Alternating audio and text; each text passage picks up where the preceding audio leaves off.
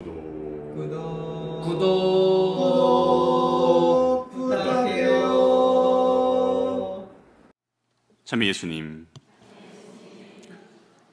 네, 아까 한민 신부님이 저희 소개해 주실 때 이제 저희의 특징에 대해서 조금 이야기를 해주셨는데 이거 좀 빼먹으셨어요. 우리 정주민 신부님은 저희 중에 가장 재치 있는 사람이고 저는 가장 심각한 사람입니다. 그래서 좀 분위기가 다를지도 모르겠습니다. 프란치스코 교황님이 여러분 사제들에게 하는 훈화에서 여러분 강론할 때 이런 거 보지 말라. 하나님의 말씀 살아있기 때문에 즉석에서 마음에서 우러나는 말씀을 하라고 했는데 어린아이는 어린아이가 먹는 것을 먹어야 되거든요. 그래서 오늘은 조금 이것을 먹게 해주십시오. 네, 오늘 독서와 복음은 당신의 말씀을 선포하고 그리고 예언과 치유에 관한해 주시는 하나님에 관한 말씀이거든요. 하나님께서 우리에게 당신 화해의 말씀을 맡기셨고 그렇기 때문에 지금 제가 여러분과 함께 나눌 수 있는 저희 이야기는 뭐 자랑할 것도 그리고 딱히 나눌 만한 내용도 아닙니다. 그냥 저의 부끄러운 삶의 단편인데요. 그러나 그렇기 때문에 오히려 하나님이 얼마나 자비하신 분이고 또 우리 모두를 당신 봉사자로 부르시는지를 우리가 기억하는 데 좀 도움이 되지 않을까 생각하면서 이야기를 나누겠습니다. 본격적으로 이야기 나누기에 앞서서 저는 여러분께 감사와 또 축하 인사를 드리고 싶습니다. 왜냐하면 여러분 기도 덕분에 제가 이 봉사직을 받을 수 있었기 때문인데요. 이건 문자 그대로 그렇습니다. 바꿔 말하면 여러분 기도가 저희 부모님 기도를 이긴 것입니다. 아마 하나님께서는 어느 쪽이 더 간절하게 기도하시는지 이렇게 재보지 않으셨을까 생각합니다. 근데 저는 성실하신 부모님 밑에서 사랑 많이 받고 자랐습니다. 저는 어릴 때부터 호기심이 굉장히 많았고 늘 어떤 근원적인 것 그리고 변하지 않는 것 이런 것들에 관심을 가졌습니다. 그래서 이 세상이 어떻게 돌아가는가, 온 세상의 이치나 그리고 어떤 근원적이고 궁극적인 것에 대한 저의 물음 이런 것들은 지금까지도 저에게 있어서 중요한 제 성소의 씨앗입니다. 심지어 제가 하나님을 몰랐을 때도 그러했습니다. 저는 신앙이 없는 집안에서 자랐고 또 제가 예수에 입회하기 전까지는 가족 중에 아무도 신자가 없었습니다. 저는 대학을 마치고 군에 있는 동안에 군 훈련소에서 세례를 받았습니다. 혹시 매체 등을 통해서 보셨는지 모르겠는데 훈련소에서는 선세례 후 교리입니다. 그래서 일단 받고 그 뒤에 보충합니다. 수님들이 아주 열심히 봉사해 주시는데 그때는 들을 기가 없습니다. 그래서 못 알아들어요.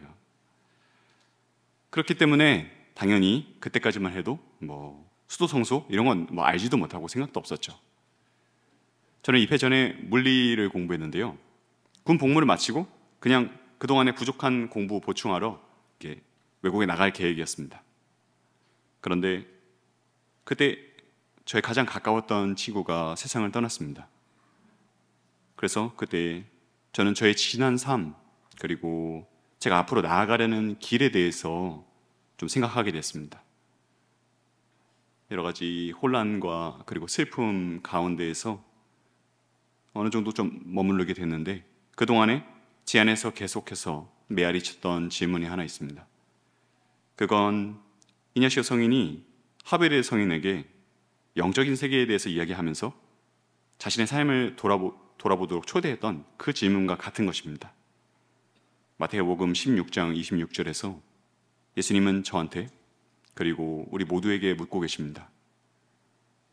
사람이 온 세상을 얻고도 제 목숨을 잃으면 무슨 소용이 있느냐? 이 질문은 저의 과거와 미래 모두를 돌아보게 했습니다. 그건 부족한 저의 부끄럽고 죄스러운 모습들, 즉 완고한 태도 그리고 돌같이 굳어진 마음으로 주변 사람들한테 상처 주고 가난하고 소외된 이들한테 무관심하고 다만 자기 관심사, 자기 자신에만 몰두하는 그런 저의 모습을 바라보게 했습니다. 그래서 제가 혹여라도 훌륭한 연구자가 된다고 한들, 아니면 아무리 큰 선생이 된다고 한들 그런 것들이 제 영혼에 무슨 도움이 있겠는가 생각하게 됐습니다.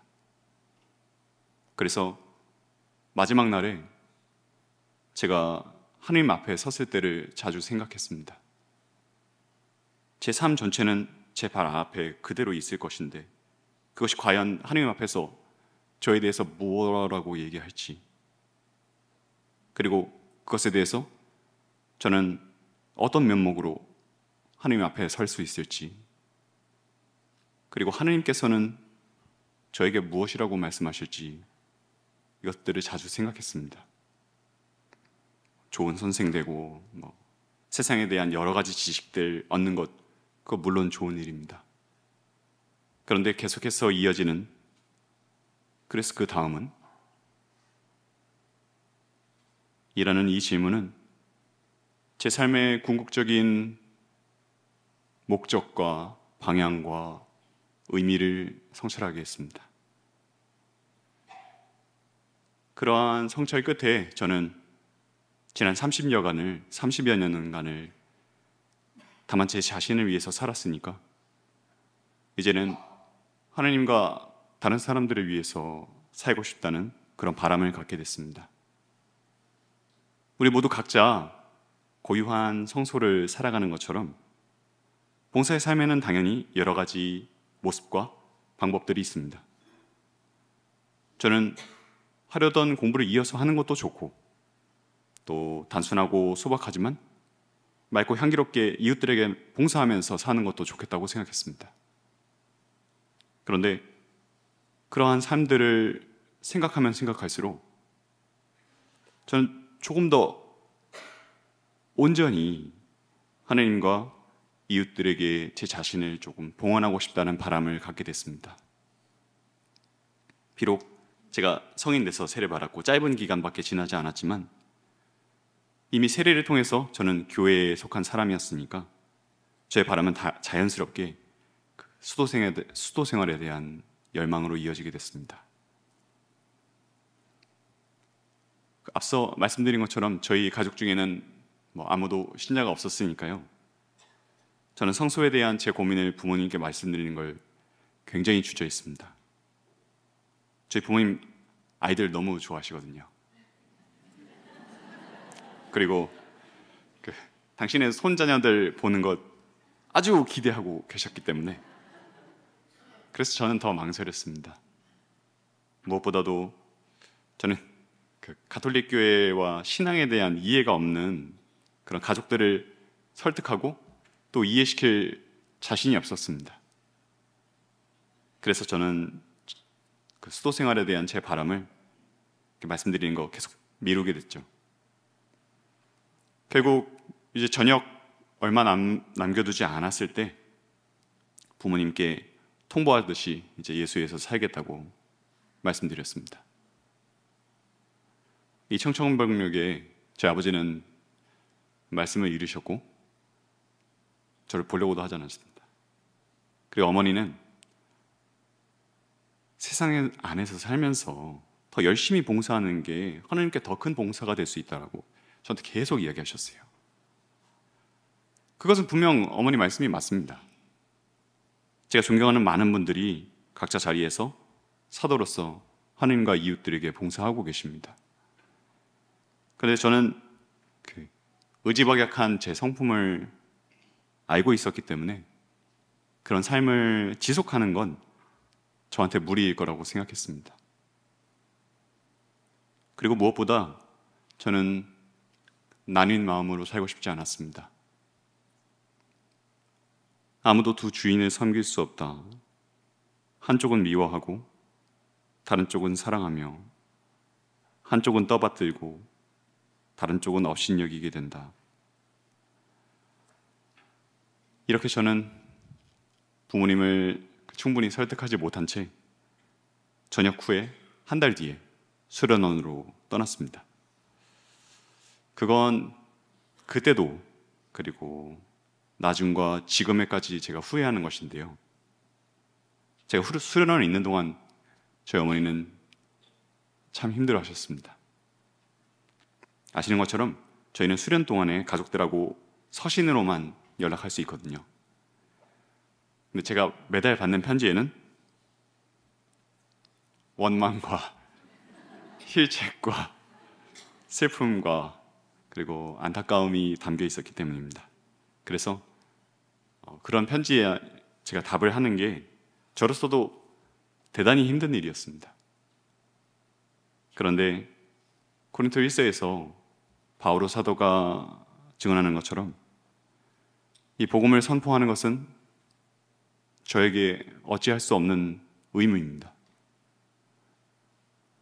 내가 내 자유의사로 이 일을 한다면 나는 삭슬 요구할 권리가 있습니다. 그러나 하는 수 없이 한다면 나에게 직무가 맡겨진 것입니다. 제가 복음을 선포하지 않는다면 저는 불행할 것이기 때문입니다. 그리고 이것은 제가 어느 자리에서 무엇을 하든 같을 것입니다. 끝으로 이게 무슨 그림이냐 하고 이렇게 물어보시는 분들이 많이 계셔서 이 자리를 빌어서 제가 저의 스품 성구와 상본 그림에 대해서 짧게 소개해 드리겠습니다. 하나님이 인간에게 건네신 첫 물음, 너 어디 있느냐를 제 봉사의 길잡이로 삼으려고 합니다. 그것은 그 상본 안에 있는 그림 안에 인물과 이어지는데요. 그 그림 안에 있는 뉴턴, 아이작 뉴턴입니다. 그는 이제 땅을 바라보면서 무언가를 이렇게 측량하고 있습니다. 그는 잘 알려진 것처럼 자연의 이치를 밝힌 가장 위대한 과학자 중에 한 명입니다. 그런데 그 뉴턴 자신이 그랬다기보다 그의 과학적 공헌이나 그리고 그 뒤에 촉발된 여러 가지 계몽주의나 계몽시대 이후에 오늘날까지도 이어지는 그 인간 이성이 가진 힘에 대한 신뢰는 우리로 하여금 하늘, 그리고 하느님이 아니고 땅, 우리 자신을 계속 바라보게 합니다. 그래서 그 그림 안에 있는 사람은 뉴턴일 뿐만 아니라 제 자신입니다. 이 그림을 담은 데에는 하나님께 대한 믿음과 신뢰보다 제 자신의 암, 그리고 제 자신의 노력, 이런 것들에 의지하려는 제 교만을 경계하고 내가 아는 건 이만큼밖에 안 되거든요. 그런데 언제나 더 크신 하나님을 기억하려는 저의 바람이 담겨 있는 것입니다. 동시에 너 어디 있느냐 하는 이 물음은 사람이 창조된 목적인 이 목적이 담긴 영신수련의 원리와 기초를 향하는 것입니다. 즉 그 질문은 계속해서 제가 가난하고 겸손하신 예수님 깃발 아래 받아들여지기를 원하고 있는가? 그것을 청하고 있는가? 그리고 나는 지금 굶주리고 헐벗은 이들, 하느님의 자비와 정의를 바라는 이들 곁에 있는가 하는 물음입니다. 네, 너무 심각하니까 나눔을 마무리하면서 아까 다시 처음에 축하 인사로 돌아가겠습니다. 그리하여 여러분의 기도는 저를 다시 당신 곁으로 돌려달라는 저희 어머니의 10년에 걸친 기도를 이긴 것입니다. 그러나 저는 어머니의 기도도 그리고 여러분의 기도도 모두 제가 예수의 안에서 더 기쁘고 행복하게 이 봉사의 사명을 살 수 있도록 같은 지향을 향하고 있다는 것을 알고 있습니다. 그리고 지금 제가 그것을 아는 것은 하나님께서 저에게 주신 상급입니다. 여러분의 사랑과 그리고 그동안 저희를 위해서 바쳐오신 기도를 기억하면서 화해와 정의의 사절로서 저희가 계속해서 더욱 기쁘고 관대하게 주님과 여러분께 봉사할 수 있도록 기도 부탁드립니다. 감사합니다. 어제 서품식 하셨는데 어머니 아버지 어떻게 보셨는지 그거 궁금해하실 분들이 많아서 그렇게 좀 얘기 좀 해주세요. 짧게만. 예.